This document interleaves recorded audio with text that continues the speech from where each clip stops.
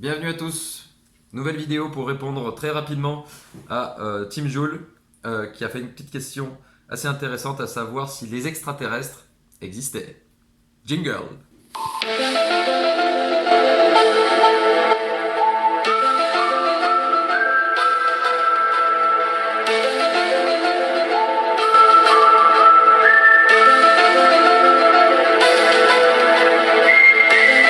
Non, parce qu'on n'a toujours pas trouvé d'existence d'une forme de vie développée, puis même tout simplement une forme de vie en dehors de la Terre. Donc ça, on n'a pas de preuve. Par contre, on suspecte très probablement l'apparition de la vie ailleurs que sur Terre, ne serait-ce que dans la Voie lactée. Il y a des milliards d'étoiles, alors très exactement entre 100 et 400 milliards d'étoiles qui peuvent être similaires au Soleil. Donc ça fait beaucoup de... potentiellement, ça fait plus de 100 milliards de planètes, rien que dans notre petite Voie lactée, qui est une toute petite partie d'un univers qu'on appelle l'Aniakea, qui est paradis incommensurable, qui est immense. Donc, dans ces 100 milliards de planètes, on imagine quand même que voilà, la vie a pu se développer. Alors, est-ce que c'est une forme de vie complexe, multicellulaire? Est-ce que c'est une vie plus simple, mais qui du coup peut se développer comme on le voit ici sur la Terre? En peu de temps, ça s'est développé très fortement, parce qu'encore une fois, l'apparition de l'homme à l'échelle de la Terre, c'était hier. Donc, on a on a de beaux espoirs quand même. Hein. S'il y a des pourcentages, on est 99, peut-être des poussières de certitude qu'il y ait la vie ailleurs. Pour l'instant, on n'a pas la capacité de voir, d'apercevoir ne serait-ce qu'une bribe de vie. Ça, on l'a pas vu. Donc pour l'instant, non. Mais d'un côté, oui, parce que nous sommes nous-mêmes des extraterrestres. Alors c'est comment dire, peut-être contre-intuitif, mais comme je le disais, on est des poussières d'étoiles. Donc ça, c'est réel, hein, c'est-à-dire que des études ont été faites. 97% de nos atomes proviennent du cosmos. Donc je ne vais peut-être pas rentrer dans le détail, mais ça, c'est peut-être une statistique importante. Donc nous sommes des molécules de carbone, voilà. Et puis plein d'autres composés.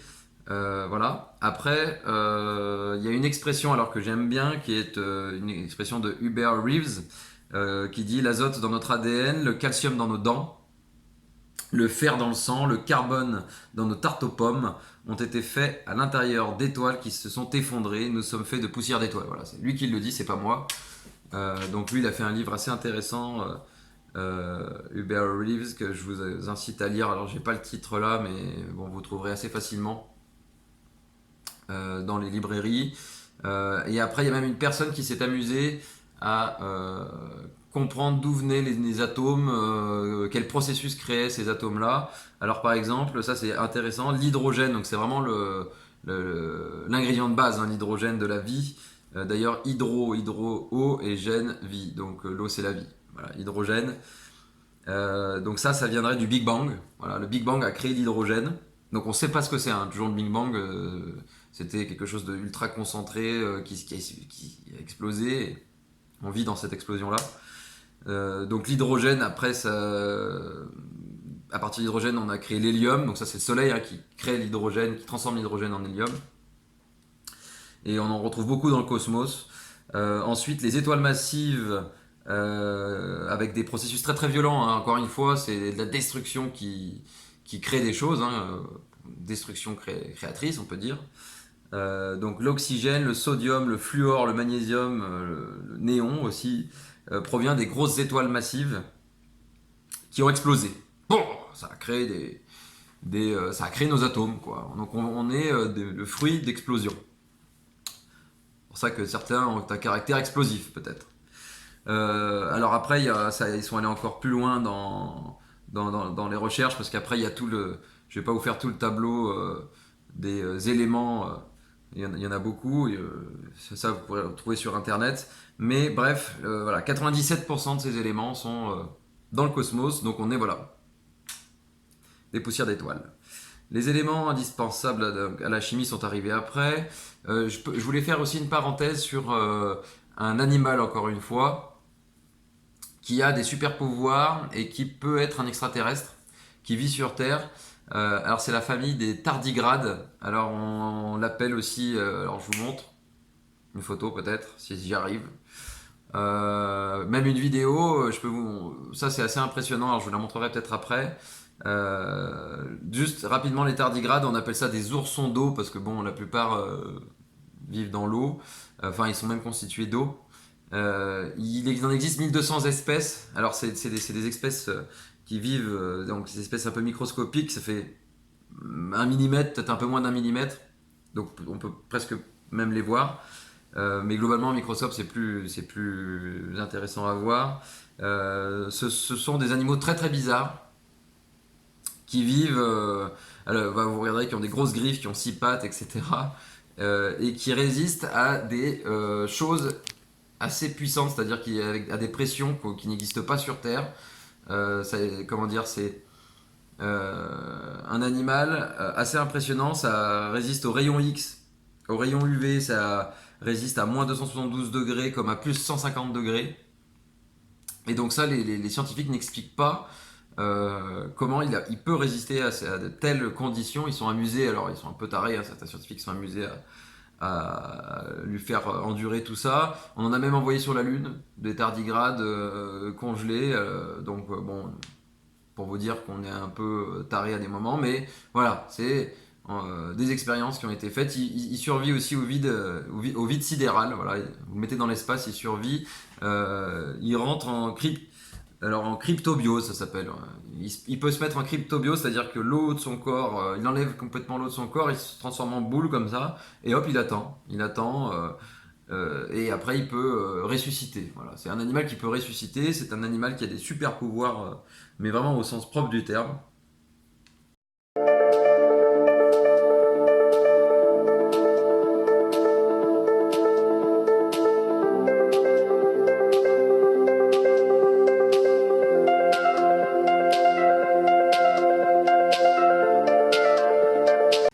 Et un dernier point aussi, c'était pour tout ce qui est les mythes. Quand je dis les mythes, alors je pense que si vous êtes des gros consommateurs de YouTube comme moi, vous avez entendu parler de la révélation des pyramides. Alors c'est souvent, alors il y a plusieurs, il y a la LRDP et il y a un autre. Je suis tombé sur un autre entre guillemets reportage, voilà, sur les énigmes des des civilisations. Voilà, c'est un peu ça rejoint ce bouquin-là. Tout savoir sur les civilisations disparues. Effectivement, ça surfe sur beaucoup de ces reportages-là, sur beaucoup de méconnaissances, je dirais. Et voilà, ça relève un peu de la science-fiction mélangée à de la réalité. Donc c'est pas tout à fait ce que j'aime entendre. Alors il y a des belles images, dans ces trucs-là, c'est très très bien monté, mais ça a tendance à imposer sa vision des choses. C'est pas tout à fait ce que moi je recherche dans tous les cas. Alors je me suis beaucoup intéressé, je vais même aller qu'on appelle ça une projection de LRDP à Pérouge. J'étais allé voir parce que j'étais curieux de savoir où est-ce qu'ils voulaient en venir. Et alors en général, ils nous amènent tout doucement vers l'hypothèse selon laquelle on serait issu des extraterrestres. Donc avec les pyramides voilà, qui aura peut-être atterri sur Terre, j'en sais rien, ou du moins des connaissances qui auraient été apportées, voilà, transmises à des civilisations disparues, et voilà, on serait peut-être le fruit voilà, des extraterrestres. Et ça, j'ai du mal, moi personnellement, à y croire. Peut-être qu'on peut y croire, hein, attention, mais ce serait comme, voilà, j'en parlais avec mon ami Cédron la dernière fois, dédicace à Cédron. C'est comme si demain, voilà, on disparaissait, ce qui est très probable qu'on disparaisse d'ici quelques années, centaines d'années peut-être avec de la chance, et qu'on retombe par exemple sur le musée des Confluences à Lyon. Voilà, une civilisation pardon, plus euh, développée, disons dans 15 000 ans, tombe sur ce musée des Confluences, comme ça, qui le déterre et qui se disent bah qu'est-ce qui s'est passé? C'est un vaisseau spatial qui a atterri sur Terre parce que nous, vous voyez comment on est constitué, on ne peut pas créer un bâtiment comme ça aussi complexe avec des formes géométriques, etc. Et pourtant, voilà, ça c'était bien fait par des entreprises et par notre cerveau. Et puis le fait que les hommes, nous, ce qui nous caractérise beaucoup, c'est la force collective.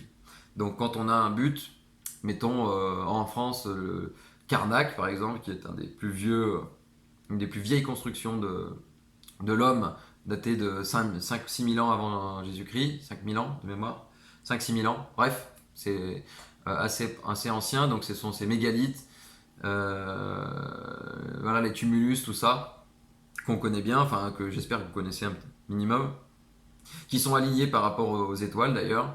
Alors on peut se poser la question de dire à l'époque ils avaient déjà pas de temps à perdre avec YouTube, avec tout ce qu'on connaît, les téléphones, etc. Et donc ils avaient cette connexion aussi avec l'espace que nous on a perdu totalement. Et peut-être qu'ils ont créé Karnak comme une immense horloge cosmique et qui leur permettrait de savoir quand semer par exemple, ou quand est-ce que le solstice d'hiver, ou solstice d'été, ou les équinoxes apparaissaient. Voilà, parce que avec les jeux d'ombre, etc., ils arrivaient à se repérer, et pour eux c'était important, n'ayant pas de moyens de communication plus que ça développés. Donc ça paraît très probable qu'ils se mettent à plusieurs à réfléchir comment déplacer des rochers de plusieurs tonnes. Je suis sûr que voilà, on peut y arriver sans forcément, sans forcément faire appel à des machines ultra sophistiquées. Il y a eu des expériences qui ont été faites par des scientifiques d'ailleurs. Avec des rondins de bois, déjà, on peut. Il suffisait peut-être qu'à l'époque, un Léonard de Vinci, où il y avait les druides à l'époque aussi, qui avaient les connaissances, puissent être les chefs d'orchestre, voilà, de tout ça. C'est même très probable, hein, j'imagine bien. Et c'est vrai qu'on a tendance, je pense, à sous-estimer l'être humain avant nous là. On se considère peut-être comme des êtres ultra développés et qu'on va cesser de se développer, mais moi je pense l'inverse, hein. Si vous avez écouté mes vidéos d'avant, je suis plutôt humble là-dessus. Et quand on voit toutes ces civilisations, effectivement, qu'on fait des choses assez extraordinaires, vous prenez le Machu Picchu, vous prenez même sur l'île de Pâques, ils ont fait des choses extraordinaires. Bon, après, ils ont disparu, hein, donc ils ont eu, notamment sur l'île de Pâques, il y a euh, un petit souci parce que qu'est-ce qui s'est passé, quoi? Il n'y a plus d'arbres sur l'île. Avant, c'était une île florissante. Est-ce que c'est peut-être pas une, euh, une allégorie de ce qu'on est en train de vivre ici, sur ce qui s'est passé sur l'île de Pâques? J'en sais rien. Mais c'est vrai qu'il y a eu des civilisations avec des techniques de construction ultra développées, antisismiques, etc. Mais encore une fois, ils avaient leur cerveau pour eux, quoi. Et donc, moi, ça me paraît pas fou. Avec le recul, je me dis, tu me mets, moi-même, on me met sur un projet, je vais réfléchir. Puis on est plusieurs à réfléchir, on n'est pas tout seul.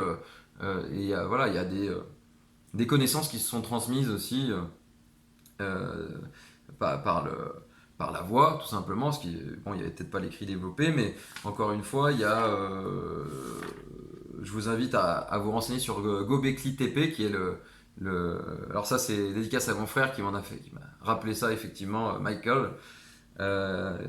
Gobekli Tepe, c'est assez extraordinaire, c'est la plus ancienne trace de civilisation qu'on ait pu découvrir, et ça daterait d'il y a 12 000 ans. Voilà, c'est plus ancien temple du monde découvert donc en Syrie. Il me semble que c'est en Syrie, hein. Gobekli Tepe, vous regarderez, c'est assez impressionnant. C'est des totems où on vénère encore une fois la nature, les animaux.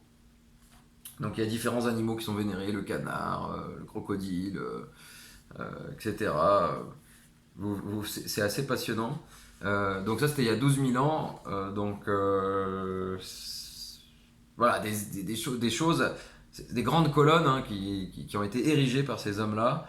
12 000 ans, on n'est pas loin c'est vraiment la frontière entre la sédentarisation de l'homme et sa vie de chasseur-cueilleur de l'époque. Donc là, ça pose beaucoup de questions aux scientifiques et on connaît pas tout, quoi. Qu'est-ce qui s'est passé? Même il y a 12 000 ans, c'était hier, encore une fois. On a un trou entre. Avant, on n'a pas encore découvert de traces de civilisation avant ça, mais certainement qu'il y en a eu. Donc voilà, il faut pas oublier qu'on ne sait pas tout. Et c'est assez passionnant. Donc voilà, sur ce point-là, j'ai fait une belle parenthèse sur ça.